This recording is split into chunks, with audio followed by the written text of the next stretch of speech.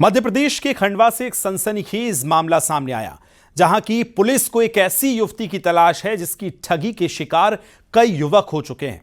आरोपी के मुताबिक ये युवती कभी निकहत बनकर तो कभी उर्वशी बनकर अपने से कम उम्र के युवकों के प्यार के जाल में पहले फंसाती है, फिर उनसे शादी करती है और फिर ठगी कर करोड़ों रुपए ऐंठ लेती है। पुलिस के पास इस लुटेरी दुल्हन के 2 शिकारी भी यहां मौजूद हैं। इस रिपोर्ट में देखिए किस तरह से ये युवकों को अपना निशाना बनाती थी।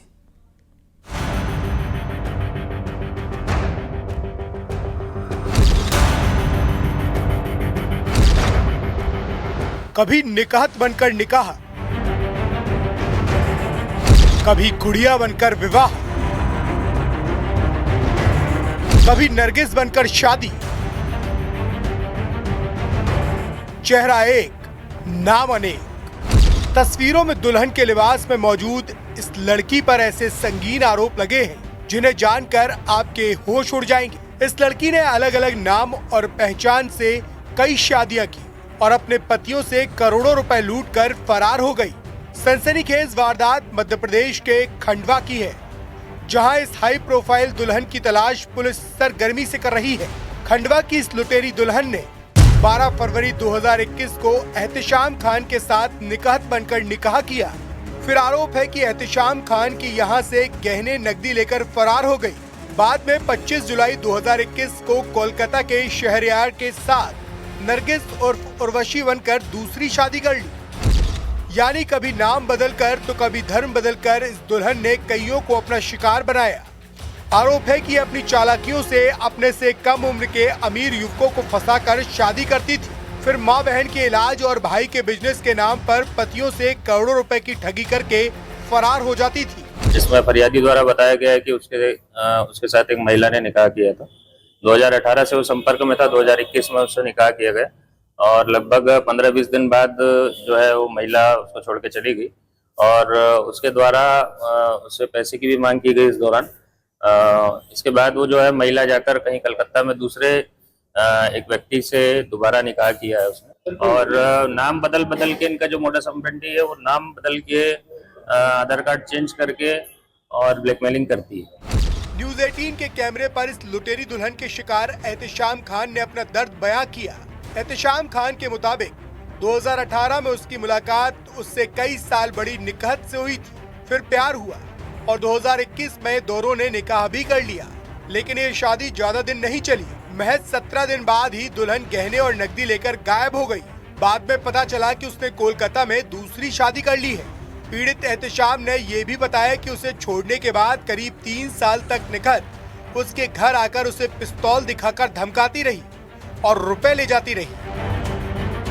गुड़िया नाम से बाद में बता नया नाम है, फिर बता निकहत नाम है और मेरे से दोस्ती यारी कर प्यार मोहब्बत की झांसे में ली और इमोशनली ब्लैकमेल करी इसने बहुत सारा कि मेरी माँ बीमार रहती है।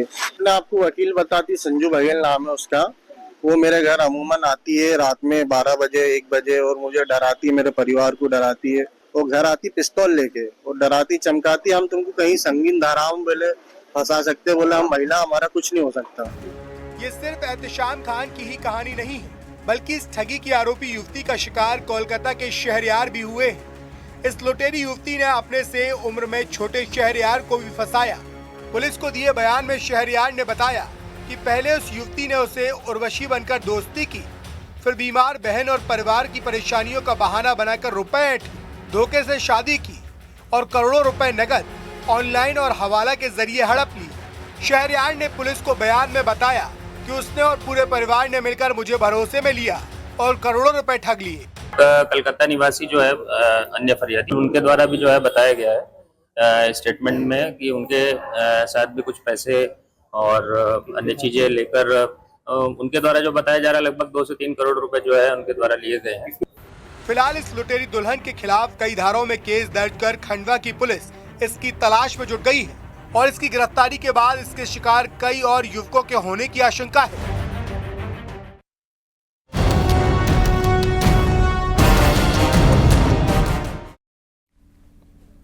कुशीनगर में तस्करी का पुष्पा स्टाइल वाला केस सामने आया है, जहां लाल सोना के रूप में मशहूर खैरा की लकड़ी की तस्करी की जा रही थी।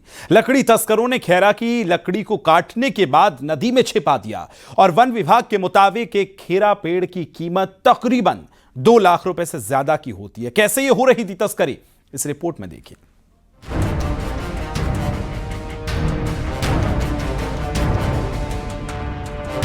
कुशीनगर में तस्करों ने साउथ की मशहूर सुपरहिट फिल्म पुष्पा से आइडिया लेते हुए लाल सोना कहे जाने वाली खैर की लकड़ी को नदी में छिपा दिया, लेकिन पुलिस भी तस्करों से 2 कदम आगे निकली। पुलिस ने मुखबिर की सूचना पर नदी में छुपाई गई 46 बोटा लकड़ी बरामद की है। बरामद खैर की लकड़ी की कीमत 50 लाख रुपए से ज्यादा बताई जा रही है। कल दिनांक 21 अगस्त को हमें सूचना प्राप्त हुई कि कुछ अवैध खैर की प्रकाष्ठ जो है उसका अभिवहन कुछ लोगों द्वारा किया जा रहा है नदी के माध्यम से। तो तत्काल हमने 2 टीमें गठित की और उन टीमों ने जाकर मौके पर सर्च अभियान चलाया। मौके पर जब हम लोग वहां पहुंचे तो खैरा की जो लकड़ी है वो कुछ अलग अलग जगहों पर उन्होंने इकट्ठा कर रखी थी। 10 बोटा हमें एक जगह मिला और 45 बोटा हमें अलग जगह मिला। मामला कुशीनगर के खड्डे इलाके के वन विभाग का है, जहां तस्करों के मंसूबों पर करारी चोट हुई है। जानकारी के मुताबिक तस्करों ने लकड़ी को पुलिस और वन विभाग की नजरों से बचाने के लिए नदी में छिपा कर रखा था। आशंका जताई जा रही है कि यह खैर लकड़ी महराजगंज जिले के सोहागी बरवा जंगल से अवैध रूप से काट कर लाई गई थी। फिलहाल वन विभाग ने लकड़ी को कब्जे में लेकर अज्ञात तस्करों के खिलाफ मुकदमा दर्ज कर लिया है और तस्करों की तलाश तेज कर दी है। और दोनों जगह की लकड़ियां 55 बोटा हमने सीज कर दी हैं। वर्तमान में अगर उसका हम कीमत निकालें तो लाखों रुपए से ऊपर है और टोटल 55 प्रकाष्ठ है, 55 गोल बोटा मिले हैं जो कि 2.5 कुंटल के अराउंड अभी ज्ञात हुआ है और उसमें धरपकड़ की कार्यवाही भी हम कर रहे हैं। वर्तमान में कोई अभियुक्त वहां हमें नहीं मिला, परंतु हम अपना सर्च अभियान अभी भी हमने जारी कर रखा है। और जिले में खैर लकड़ी की तस्करी का ये मामला वाकई चौंकाने वाला है।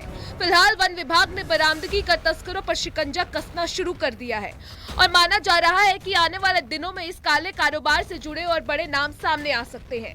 Bureau report, news 18। फतेहपुर के हुसैनगंज थाना क्षेत्र के जमरावा में एक पटाखा फैक्ट्री में भीषण विस्फोट हो गया। धमाके की वजह से फैक्ट्री पूरी तरह से ध्वस्त हो गई।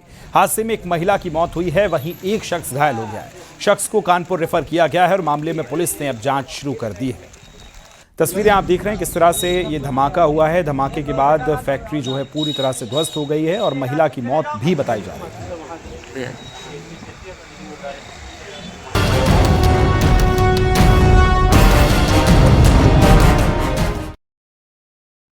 अब रिश्तों को तार तार करने वाली 2 एक ऐसी घटनाओं का जिक्र हम करने वाले हैं जिसमें इंसानियत का कत्ल किया गया है। आजमगढ़ और हापुड़ में बेटों ने अपने ही माता पिता की निर्मम हत्या कर दी है। आजमगढ़ में मकान बंटवारे के विवाद में एक बेटे ने अपनी मां को कुल्हाड़ी से काट डाला, तो हापुड़ में शराब के नशे में एक बेटे ने अपने पिता को गोलियों से भून दिया। कैसे हुई हैं ये दोनों जगह वारदातें, इस रिपोर्ट में देखिए।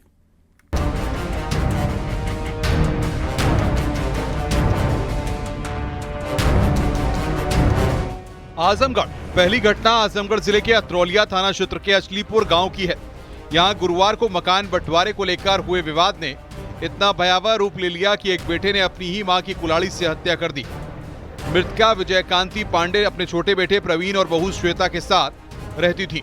गुरुवार को उनका बड़ा बेटा प्रणव और प्रवण पांडे घर आया और मां से मकान बंटवारे को लेकर विवाद शुरू कर दिया। विवाद इतना बढ़ा कि गुस्से में आकर प्रवण ने कुल्हाड़ी से अपनी मां पर ताबड़तोड़ हमला कर दिया। गंभीर रूप से घायल विजयकांति की मौके पर ही मौत हो गई। छोटे बेटे प्रवीण ने अतरौलिया थाने में तहरीर देकर अपने भाई के खिलाफ मुकदमा दर्ज कराया। जो जांच में यह तथ्य सामने आया था कि पारिवारिक जमीनी का बंटवारे का विवाद चल रहा था, उसी बंटवारे की बात को लेकर इनके परिवार में आपस में मारपीट हुई थी और उसी में गुस्से में आकर उसने जो वहां पर हथियार रखा हुआ था उससे उनकी मृत्यु कारित कर दी है।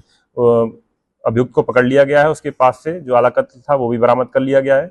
इस व्यक्ति की रिमांड प्राप्त कर जेल भेजा जा रहा है। हापुड़।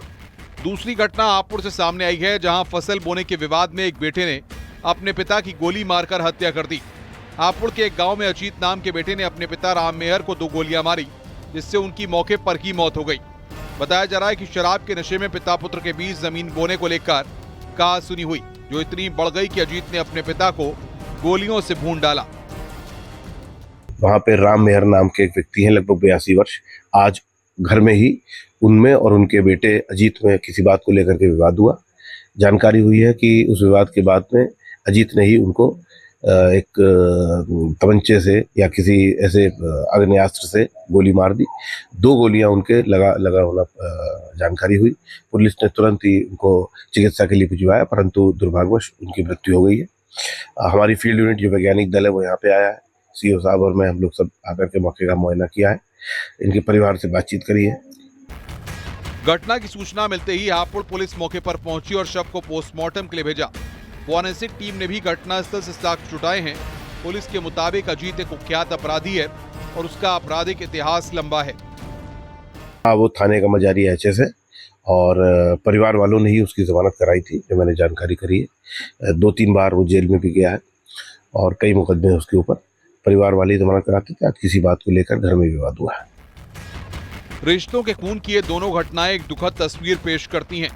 पुलिस की कार्रवाई से आजमगढ़ में एक आरोपी को सलाखों के पीछे भेजा जा चुका है और हापुड़ में भी जल्द ही हत्यारे की गिरफ्तारी की उम्मीद है। इन घटनाओं ने एक बार फिर समाज को सोचने पर मजबूर कर दिया है कि आखिर रिश्तों में ऐसी दरार क्यों आ रही है। Bureau report, news 18।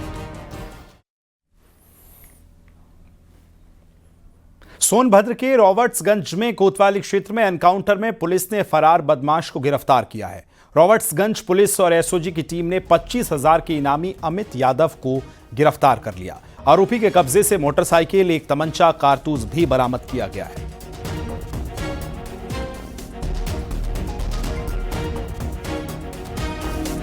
रावतगंज प्रभारी निरीक्षक को एक सूचना प्राप्त हुई कि आज होना से हिंदवारी पुलिया की तरफ मोटरसाइकिल से आ रहा है। इस सूचना पे एसओजी प्रभारी, रावतगंज थाना प्रभारी द्वारा घेराबंदी की गई। अपने आप को घेरा देख करके प्रिंस ने पुलिस टीम पे फायरिंग कर दिया। हिकमत अमली से अपने आप को बचाते हुए पुलिस टीम द्वारा जवाबी फायरिंग की गई, जिसमें प्रिंस के पैर में गोली लग गई। प्रिंस को जिला अस्पताल रवाना किया गया। मौके पर फॉरेंसिक टीम द्वारा जांच की जा रही है, अनवैधानिक कार्रवाई की जा रही है। चित्रकूट में घरेलू कलह के चलते महिला ने अपने 3 बच्चों समेत खुद जहरीला पदार्थ खा लिया। इलाज के दौरान महिला समेत 2 बच्चों की मौत हो गई है, जबकि बेटे की हालत गंभीर बताई जा रही है। बताया जा रहा है कि महिला ने पति से गुटखा के लिए पैसे मांगे थे और पैसे नहीं मिलने पर नाराज महिला ने कदम उठा लिया। एक बच्चे का गंभीर हालत में उसको सतना के जिला अस्पताल में इलाज उसका चल रहा है। बताया जा रहा है कि बाबू नाम के व्यक्ति ने उसकी पत्नी से गुटखा खाने को लेकर विवाद किया था। सहित 3 बच्चे सभी अचेतावस्था में थे। तत्काल मजगमा के अस्पताल ले गए, जहां बुलबुल को डॉक्टरों ने मृत घोषित कर दिया। शेष को लेकर के बब्बू जो ज्योति के पति हैं वो सतना गए। वहां पत्नी और बेटी चंद्रमा की मृत्यु हो गई। दीपचंद का उपचार अभी चल रहा है। सिद्धार्थनगर में एक सिरफिरे आशिक ने अपनी प्रेमिका और उसकी मां को पिता पर चाकू से हमला कर दिया है। इस हमले में लड़की के पिता की मौके पर मौत हो गई, जबकि प्रेमिका और उसकी मां की हालत गंभीर बताई जा रही है। डॉक्टर्स ने उसे गोरखपुर मेडिकल कॉलेज रेफर कर दिया है, जहां दोनों की हालत नाजुक बनी हुई है। इस वारदात को अंजाम देने के बाद आरोपी आशिक मौके से फरार हो गया है। पुलिस इसकी सूचना के बाद लगातार जांच कर रही है और मिश्रौलिया थाना क्षेत्र की ये पूरी वारदात बताई जा रही है। प्रेमी और प्रेमिका दोनों एक ही गांव के रहने वाले बताए जा रहे हैं। आरोप के मुताबिक युवक कार लेकर इन लोगों के पास गया था और लड़की को जबरदस्ती गाड़ी में बिठाने की कोशिश करने लगा। जब लड़की के माता पिता ने उसे रोकने की कोशिश की तो इसने इन लोगों पर चाकू से वार कर दिया। के अंतर्गत ग्राम नागचौरी में एक मुकेश नाम के व्यक्ति ने 3 लोगों को चाकू मारकर घायल कर दिया है। उक्त सूचना पर तत्काल थाना प्रभारी, क्षेत्राधिकारी, मैं एडिशनल एसपी मौके पर पहुंचे।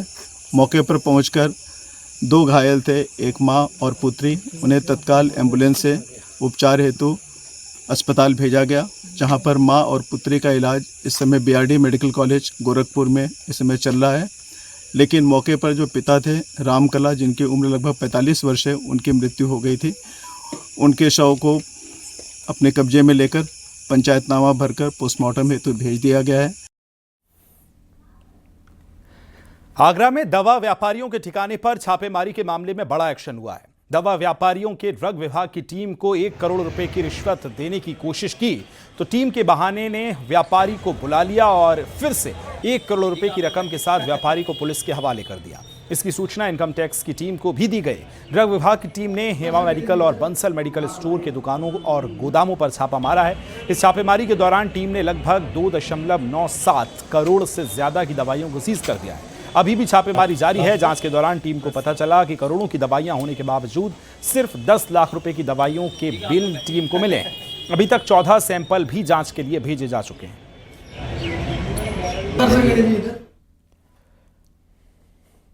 इधर बांदा के तिदवारी थाना क्षेत्र में फतेहपुर की ओर से जा रहे ट्रेलर ने बाइक सवार किसान को पीछे से टक्कर मार दी है। हादसे में बाइक सवार किसान बाइक में फंसकर करीब 300 मीटर तक घिसटता रहा है। हादसे में किसान की मौत हो गई है। आक्रोशित ग्रामीणों ने हाईवे पर जाम लगा दिया और पुलिस ने ट्रेलर को कब्जे में ले लिया है। जाते समय डंपर द्वारा खेत से आ रहे राजकुमार पुत्र स्वर्गीय गयादीन यादव उम्र 45 वर्ष निवासी ग्राम माटा थाना तिदवारी जनपद बांदा को जोरदार टक्कर मार दी, जिससे उसकी मौके पर ही दुखद मृत्यु हो गई। सूचना मिलते ही तत्काल मौके पर पुलिस बल पहुंचकर पंचायतनामा की कार्रवाई कर शव को मोर्चरी मेडिकल कॉलेज बांदा भेजा गया। एक्सीडेंट करने वाले वाहन को पुलिस द्वारा हिरासत में ले लिया गया है। यातायात व्यवस्था सुचारू रूप से चालू है। कानून व्यवस्था की कोई समीक्षा नहीं है। अग्रिम विधिक कार्रवाई की जा रही है। यहां वक्त एक बहुत छोटे से ब्रेक का है, कहीं मत जाइए, जल्द हाजिर होंगे। आप देख रहे हैं न्यूज़ 18 उत्तर प्रदेश उत्तराखंड।